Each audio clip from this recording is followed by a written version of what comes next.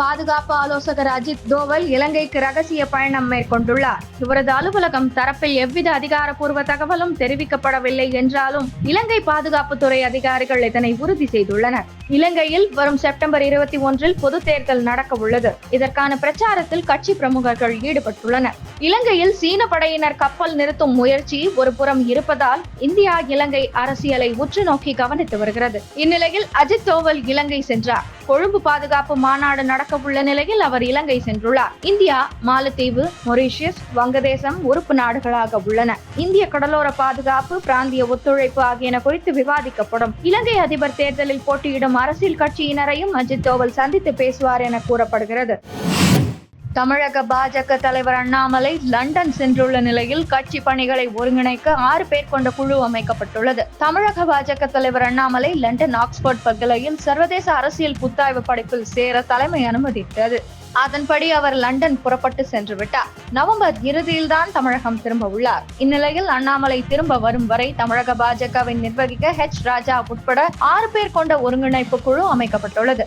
ஒருங்கிணைப்பாளராக ராஜா செயல்படுவார். குழுவில் சக்கரவர்த்தி, கனக சபாபதி, முருகானந்தம், SR சேகர், ராமஸ்ரீனிவாசன் ஆகியோர் இடம்பெற்றுள்ளனர். கட்சியின் செயல்பாடுகள், முக்கிய முடிவுகள் குறித்து ஒருங்கிணைப்பு குழு முடிவு செய்யும். ஒவ்வொரு உறுப்பினரும் 1 அல்லது 2 மண்டலங்களுக்கு பொறுப்பாளர்களாக இருந்து வழி நடத்துவர் என்று அறிவிக்கப்பட்டுள்ளது.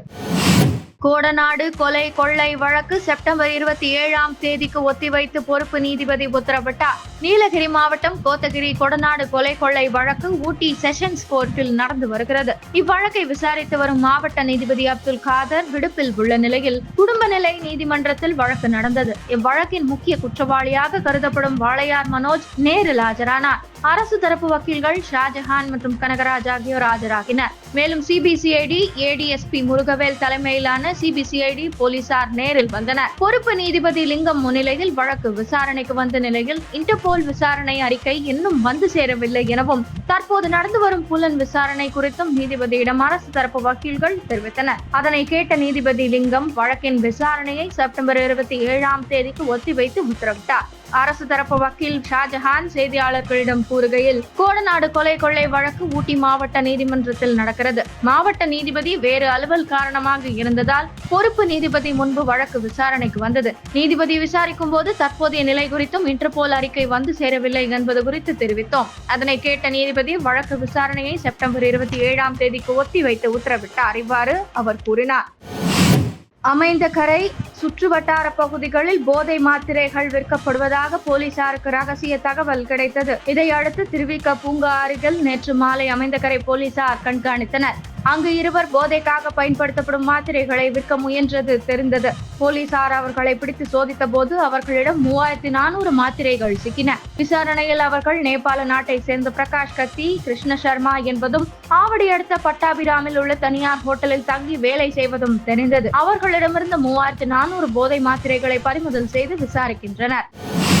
அதிமுக முன்னாள் அமைச்சர் MR விஜயபாஸ்கர் மீதான சொத்து குவிப்பு வழக்கில் விசாரணை நடத்துவதற்கு கவர்னர் இதுவரை அனுமதி தரவில்லை என சென்னை உயர்நீதிமன்றத்தில் தமிழக அரசு தெரிவித்துள்ளது. அதிமுக ஆட்சியில் போக்குவரத்து துறை அமைச்சராக MR விஜயபாஸ்கர் பதவி வகித்த போது IPS கருவிகள் வாங்குவதில் ஊழல் முறைகேடு நடந்ததாகவும் வருமானத்திற்கு அதிகமாக சொத்து சேர்த்ததாகவும் புகார்கள் எழுந்தன. இதுகுறித்து விசாரணை நடத்தும் லஞ்ச ஒழிப்புத்துறை MR விஜயபாஸ்கருக்கு சொந்தமான இடங்களில் சோதனை நடத்தினர். மேலும் அவர் தொடர்புடைய CBI விசாரணைக்கு ஒப்புதல் கோரி கவர்னர் ரவிக்கு கடந்த ஆண்டு மே 15ஆம் தேதி தமிழக அரசு அனுப்பி வைத்தது. இது அவரின் பரிசீலனையில் உள்ளது. இந்நிலையில் MR விஜயபாஸ்கர் சகோதரர் சேகர் தாக்கல் செய்த முன்ஜாமீன் மனுவை விசாரித்த சென்னை உயர்நீதிமன்ற நீதிபதி ஜெயச்சந்திரன் தள்ளுபடி செய்தார். அப்போது MR விஜயபாஸ்கர் மீதான வருமானத்திற்கு அதிகமாக சொத்து சேர்த்த வழக்கின் தற்போதைய நிலை குறித்து தமிழக அரசு தரப்பிடம் கேள்வி எழுப்பினார். இது தொடர்பாக தமிழக அரசு அளித்த விளக்கம், சொத்து குவிப்பு வழக்கை விசாரிக்க கவர்னரின் ஒப்புதலை கடந்த 2023ஆம் ஆண்டு தமிழக அரசு சார்பில் கோரப்பட்டது. ஆனால் கவர்னர் இதுவரை ஒப்புதல் அளிக்கவில்லை. அனுமதி கிடைத்ததும் விசாரணையை லஞ்ச ஒழிப்புத்துறை துவங்கும் என்றார். கடந்த 10 ஆண்டுகளில் உலக நாடுகளில் அதிகப்படியான பொருளாதார வளர்ச்சி கண்ட நாடாக இந்தியா இருப்பது IMF வெளியிட்ட தகவல்களில் இருந்து தெரிய வந்துள்ளது. 2014ஆம் ஆண்டு முதல் 2024ஆம் ஆண்டு வரையிலான 10 ஆண்டுகளில் உலகெங்கிலும் உள்ள பொருளாதாரங்கள் COVID-19, ரஷ்யா உக்ரைன் மோதல்கள் மற்றும் மத்திய கிழக்கில் பதட்டங்கள் போன்ற பல்வேறு சவால்களை கண்டன. இது உலகளவில் பொருளாதார வளர்ச்சியை பாதித்தது. சர்வதேச செலாவணி நிதியம் முக்கிய நாடுகளின் மொத்த உள்நாட்டு உற்பத்தியை உன்னிப்பாக கண்காணிக்கிறது.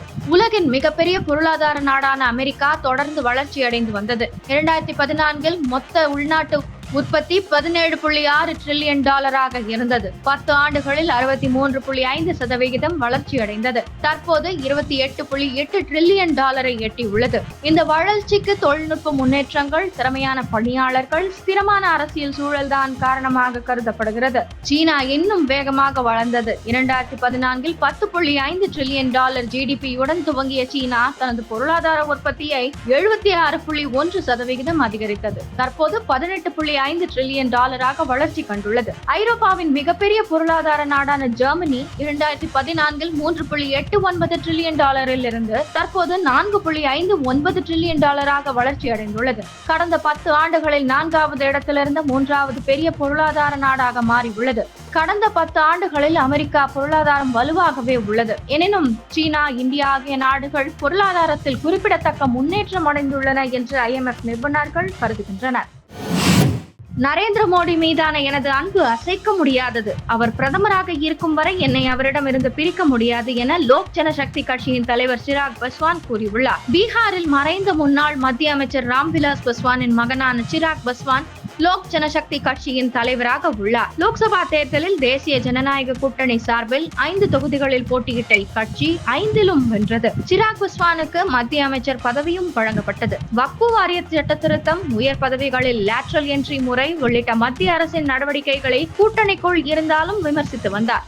இதனால் மத்திய அமைச்சர் பதவியை ராஜினாமா செய்துவிட்டு கூட்டணியில் இருந்து வெளியேறி விடுவார் என பல்வேறு யூகங்கள் கிளம்பின. இது பற்றி சிராக் பஸ்வான் கூறியதாவது: நரேந்திர மோடி மீதான எனது அன்பு அசைக்க முடியாதது. அவர் பிரதமராக இருக்கும் வரை என்னை அவரிடமிருந்து பிரிக்க முடியாது. எனது கருத்துக்கள் எப்போதும் அரசின் நிலைப்பாட்டை பிரதிபலிக்கின்றன. வக்ஃபு வாரிய மசோதாவை பார்லிமெண்ட் கூட்டுக்குழுவுக்கு அனுப்ப வேண்டும் என கூறியது அதற்கு ஒரு எடுத்துக்காட்டு. எங்கள் கட்சி பீகார் மாநிலத்திலும் மத்தியிலும் பாஜகவுடன் கூட்டணியில் உள்ளது. எனவே தேசிய அளவில் மாநிலத்திலும் நாங்கள் கூட்டணி தர்மத்தை கடைபிடிப்போம். இவ்வாறு அவர் கூறினார். ஜார்க்கண்ட் முன்னாள் முதல்வர் சம்பாய் சோரன், அசாம் முதல்வர் ஹிமந்த பிஸ்வா, மத்திய அமைச்சர் சிவராஜ் சிங் சௌஹான் ஆகியோர் முன்னிலையில் பாஜகவில் இணைந்தார்.